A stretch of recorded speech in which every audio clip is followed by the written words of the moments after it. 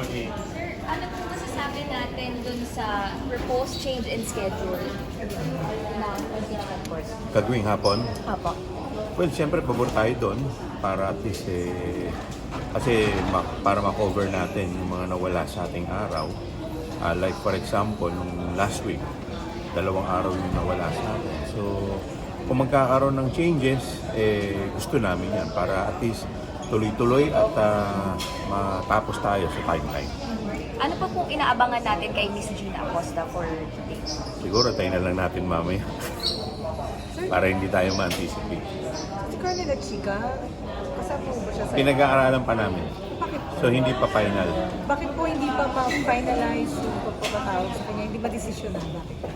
Well, hindi naman siya hindi madesisyonan, pero sa palagay naman namin na yung mga sinaad nung COA auditors, yung dalawa, tapos si Gina Acosta, and eventually si Fajardo, dito lang matibay na eh.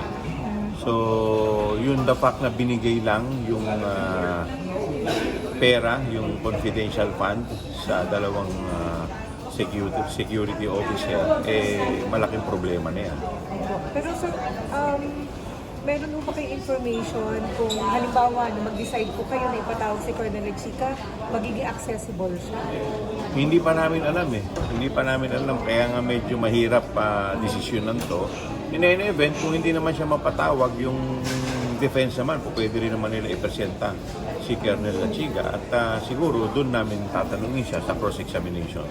Idadaan niyo po sa DND or AFP, sir? Titignan pa namin lahat. Kaya nga lahat ay pinag-aaralan pa namin. Salamat po. Thank you. Thank you po. Thank you. Thank you.